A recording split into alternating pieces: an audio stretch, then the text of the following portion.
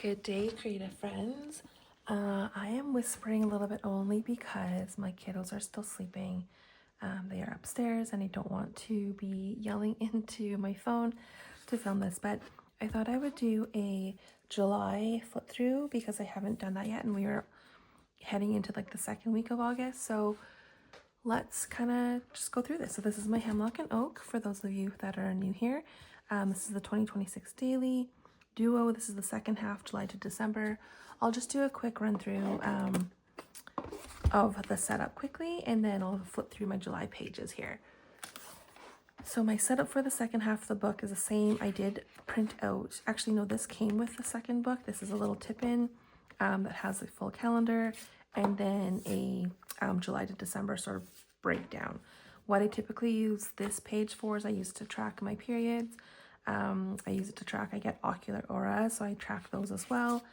And then on this page, I tend to track my things that I've read or learned, courses I've taken, that sort of thing. So you can see that it's pretty lean for the second half of the year, although it was fairly lean for the first half also. So trying to curate a little more time to focus on some personal and professional growth a little bit more. And then the next pages, this is a tip in that I've printed and put in there because I do like to have these pages, and they did not include this, I don't believe. So, or no, actually, hold on, let me clarify that. I believe these two are included. Yeah, and I tipped them in with some binding tape. So, this page here is the July to September. This is what I use for my tracking. And then for here, same thing. I use this to track the things that I want to track. Although I would say my red light therapy, which is what I use this little light bulb icon for, I have been fairly deficient there, so it's fine. And then I have the 2026 decal here to indicate this is still my 2026 book. And then nothing here yet because I haven't decided what I want to do with this first page. And then we get into July. So there's going to be a little bit of a change in my July layout in how I'm using my Hemlock and Oak. My previous Hemlock and Oak, January to June, part 1 of the daily duo, I was doing a lot of, still my stickers and my photos and all that, but I was using fountain pen inks. And while I love to use fountain pen inks, I was finding on the Heritage 120 GSM, very minor, sometimes it would bleed or feather. Not necessarily bleed, sorry, it would sometimes feather. And it wasn't a consistent thing. It was just sort of like different spots and stuff. And so I didn't really want that. And then the other thing that I found was that the ink it wasn't waterproof. So my concern, not that, I don't think this would happen, but even if I was drinking something, I spilt water, it would literally remove the ink because the ink would just lift off. So I wasn't quite fond of that idea, and so I decided to move to gel pens, and so you'll see that in here, and I'll talk about that a little bit later. So this is my monthly layout for July. I usually sort of track any orders I do. I'm trying to limit what I order. That is a continual work in progress. Usually I kind of print off a bunch of photos for the day, or like a photo a day. And then for the days that I don't have photos, I like to fill it in with quotes that are inspiring or that catch my eye, that sort of thing. And I typically grab them off Pinterest or Instagram. Sometimes they just pop in my feed, and sometimes I seek them out. And then we get into our flip through. So I'm just going to, for this little, I just marked off a spot where I don't really want, just more private, I guess.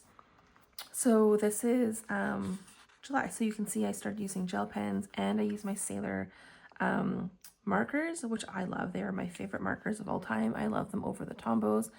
Yeah, I started using gel pen for that. And the other thing that I found too, switching to gel pen, is it's easily accessible for me. Like, I carry them around all the time, whereas my fountain pens I tend to baby a little bit more. I don't baby them, they don't have like special cases and stuff, but I tend to carry them a little bit differently. I don't know if that makes sense, but anyway, so I switched to gel pens, and just using the markers has made a huge difference in terms of how I'm able to journal. And then this is obviously World Cup fever. So my little guy and I were big into World Cup soccer, and so we watched well, he watched a couple games with me. I watched a lot of the games. I probably watched about at least 75% of all the games that were played or that were playing. So again, more World Cup stuff. Yeah. And then here is another day. So I'm starting to try to let go of like days where I don't really feel it. Sometimes I prepare it in advance and then I intend to come into it the morning of to fill it out throughout the day. But then life happens and stuff, and that's okay. So I'm learning to let that go a bit more. And then we have the, I'm using more like stickers. I love the days when I have some time to like pre-plan, because these pages that look more cohesive are completely my jam.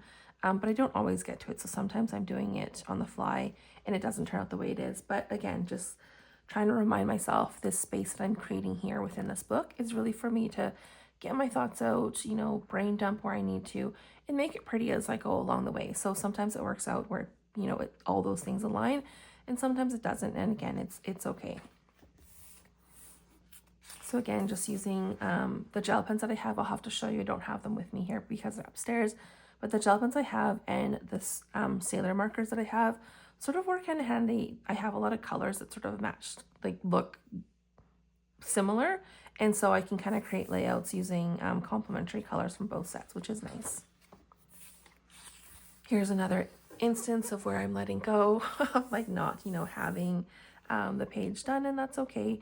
I'm trying to pay attention to how often I'm letting pages go, because if it becomes too frequent, then either it's a habit issue, a system setup, or I need to reflect and kind of look into like, is this something that is sustainable long term?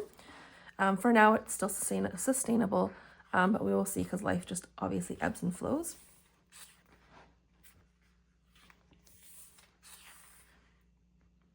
And then sometimes I don't have anything for that day, and so I just fill it with a photo, because why not?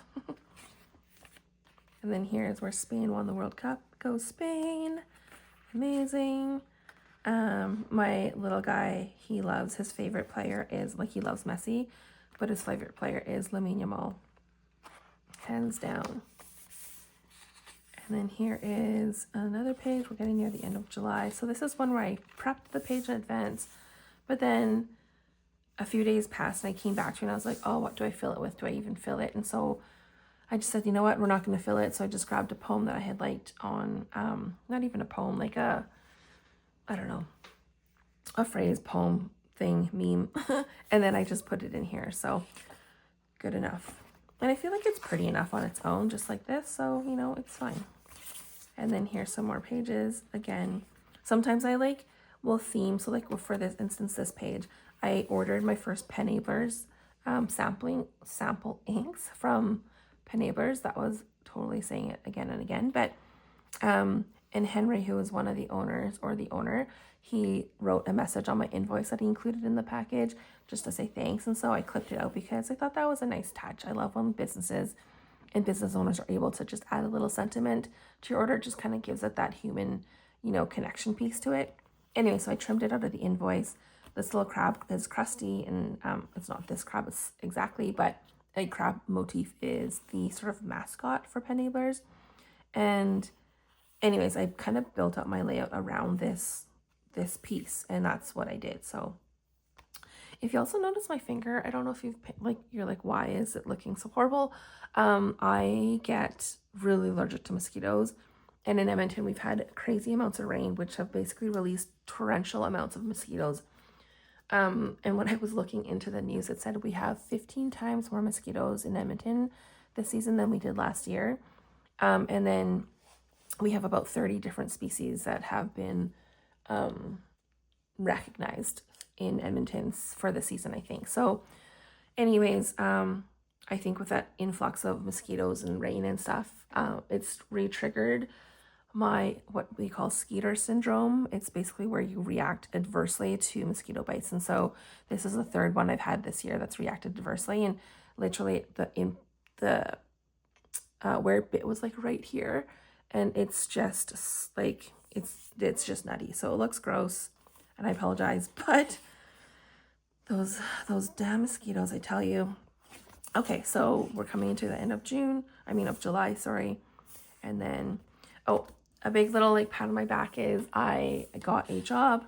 Well, I've had a job for the last 4 months, and then I was looking for a new job and I got the job that I wanted. So it was a really big happy moment for me, heading into the end of July. So anyways, and these are again layouts that kind of flow together very well in terms of just using kind of what I have and kind of making it a little more cohesive. And then we have this one here. I'll just cover my little guy's body. And then we're into August. So that's literally it for the month. Anyways, I hope you enjoyed this quick little video. Sorry for the quiet speaking and the low voice because it is early in the morning. Anyways, have a great day. Let me know if there was anything that piqued your eye for July. If you have any questions about Hemlock and Oak or how I do my layouts, anything, let me know. Drop a comment, and to catch the next one, I would love if you could subscribe, and then that way you'll be able to get notified of the next monthly review drop for August. Okay, have a great day wherever you are, and be kind, stay safe, and we'll see you soon. Okay, bye.